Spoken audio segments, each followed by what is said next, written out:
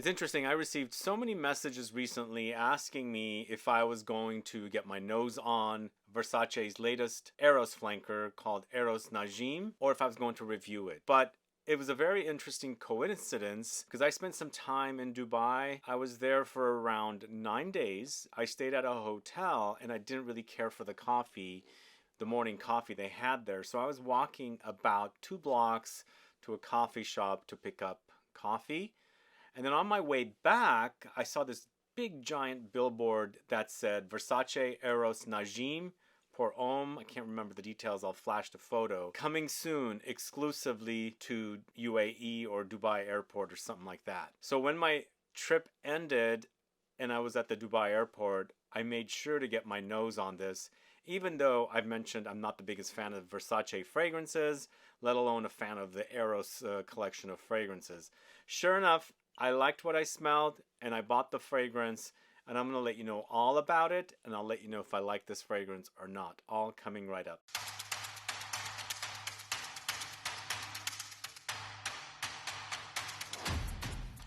Thanks so much for tuning in. I'm Sebastian. Today I'm talking about Versace's latest Eros flanker. It's Eros Najim pour Homme Parfum concentration. Najim basically translates to star. It means star in Arabic. This comes really quickly after Eros Energy, which is an eau de parfum fragrance. I have no other Eros fragrances here. Recently I got my nose on Eros Energy and I've been meaning to pick it up. I didn't.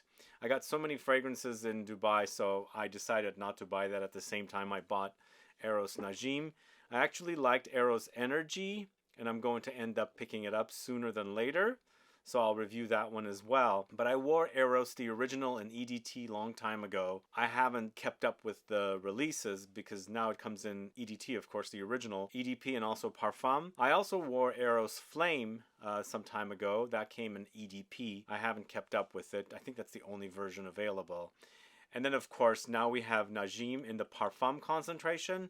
So does that mean that Middle Easterners like stronger fragrances? That this one comes in Parfum right away, whereas they gave us an EDT for the original Eros, an EDP, and then finally a Parfum.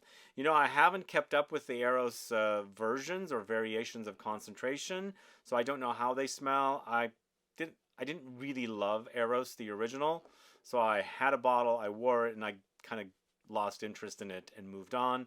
Same thing with Flame, but I'm surprised at how great the quality of Energy is, Eros Energy. And again, as I said, I am going to circle back and buy that one. It wasn't anything totally original or groundbreaking, but eventually get that one. So going back to Versace Eros Najim pour Homme, it's a 2024 launch, 100 ml for about $130 for a Parfum concentration fragrance. So this is actually quite a good deal for a Parfum concentration designer fragrance, where I've seen fragrances that are Parfum concentration and designers going all the way up to around $200. So that's actually a good thing for this fragrance. But I would call this an amber woody fragrance because it's also ambery and woody, and it has some slight sweet gourmand touches, but for me it doesn't act gourmand, so I won't say that. For notes on this one, in the top you've got caramel and mandarin orange. In the heart you've got oud and cardamom. Finally in the base notes, incense, patchouli, and vetiver. So what does this smell like? I probably should say I did like what I smelled in store without even wearing it fully, and I wanted to make sure I have a bottle to speak to you guys about it because, as I said, I did receive those messages. For me, what I smelled in the duty free, I shouldn't say store, it was the duty free, on the top notes is actually better than what the fragrance eventually settles to. So for me, it's about the top notes, the caramel and the mandarin orange. It's got this kind of sweet, sticky, bright orange glow when you spray it because it's the caramel and mandarin orange. And I feel like this is what captures the start of the fragrance, this kind of golden glow, dark golden amber glow. That's the start of the fragrance basically. Although, you know, also I should say, since the fragrance settles to an amber, I think basically it gives you an idea of what kind of fragrance you're going to get here. But yeah, the start of the fragrance is really great. It's caramelly, but it's not gourmand. You experience the sweetness. It's also bright and fresh, sweet, you know, sweet orange, sweet citrus rather than a tart citrus like lemon or bergamot. So that's a great start for the fragrance, eventually leading to spices. And actually, even though they mention oud here, I'm not getting oud. It's more woods. It's a very Western oud. So it acts more woody rather than oudy to me. And I feel like it's more cardamom in the heart rather than oud. Nicely blended with the caramel stickiness, sweetness, with the sweet mandarin orange touch up top. You do experience woodiness, but it wasn't acting oudy to me. So it doesn't act like an oudy fragrance, even though they mentioned there's oud here. Eventually, the fragrance does get smoky. There's some slight incensey smoke in here, which is also creating this kind of resinous ambery experience. And of course, we've got patchouli and vetiver in the dry down as well. For me, the most boring part of this fragrance is the dry down. It becomes very nondescript and very similar to other men's fragrances. In fact, I need to get my nose on the original Eros. I don't know what it smells like currently, with the fact that it's been out for almost 10 years. I think it's been 10 years. Either 2014 or 2015 is when it launched. So it reminds me of the original Eros series of fragrances. So that part became very, very boring. But what I have up top is really, really pleasant and a good start to a fairly decent men's designer fragrance, which I'm assuming they're doing these fragrances now, including Versace, because we have Dolce & Gabbana doing these Middle East exclusives. We've got Armani doing these Middle East exclusive, flankers of particular fragrances, and starting a series. I'm most likely thinking this is probably not going to be the last of the flankers for the Middle East. Most likely we'll see more, because I think this is going to get enough hype. People are going to be talking about it. And it's a decent fragrance, nothing groundbreaking, just like the Energy, the recent launch of Eros Energy. This is pleasant. It's got slight Middle Eastern twist to it, but I wouldn't call this an uber Middle Eastern fragrance, because that oud that's coming in here is not giving me a fully Middle Eastern experience. I also feel like if they threw in a little bit of saffron in here, maybe a slight leather touch, it would have gone to more of a Middle Eastern direction, because this is a Middle East exclusive after all, and I'm not getting a very Middle Eastern experience for a Middle Eastern experience. But again, pleasant fragrance, more boring in the dry down, more exciting and fun on the initial blast and the heart notes. And I think it should satisfy some folks who only wear designer fragrances that might want something a bit unique, maybe a slight bit gateway to something a bit more niche. But I'm not saying this is niche or anything like that, but also it's a bit less conventional, but only until it gets to the dry down, because once it gets to the dry down, it becomes boring, very mass, and something I don't personally like to wear. But the overall fragrance is pleasant, and it should satisfy some folks.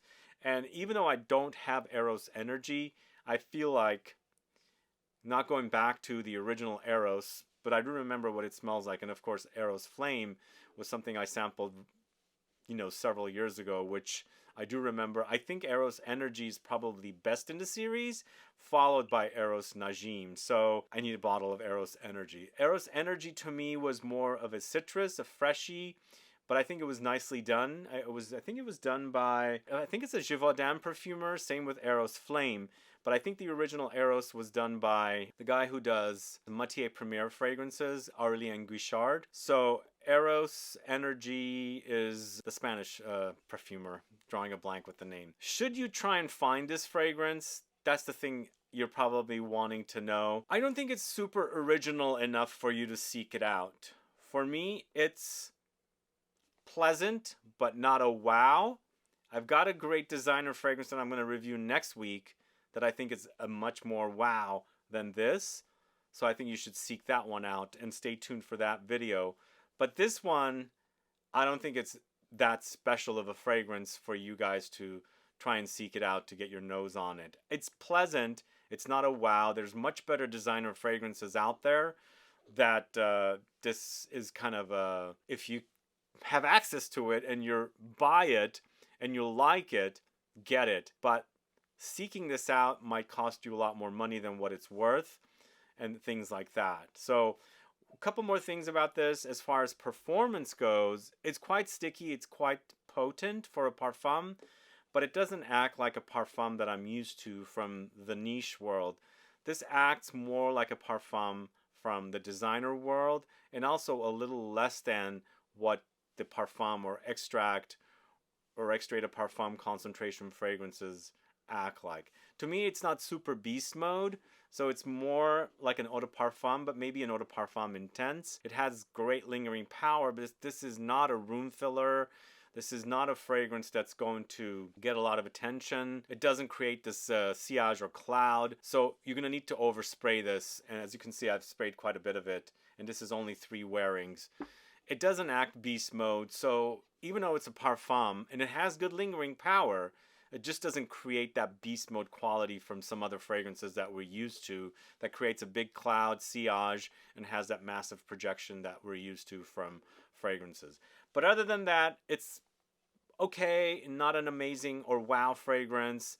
I'd say if you get a chance to get it, but don't go the extra mile to get something that I feel like it's going to not be a wow for you. There's much better fragrances out there on the market that I think you should try and get that are probably even less expensive than this. But only if you get a chance. Somebody's going to Dubai and bringing back fragrances, or somebody brought back a bunch and is selling them, and it's not overpricing them, if that makes sense. But again, for me, it's not breaking any new ground. It's pleasant with the top and the heart notes. It gets really boring and like other designer fragrances out there on the market, so it's not worth seeking it out if it's very difficult to get, that kind of a thing. Anyway, those are my thoughts on the new Versace Eros Najim Pour Homme Parfum fragrance. What are your thoughts on this fragrance? Let me know. Have you sampled it?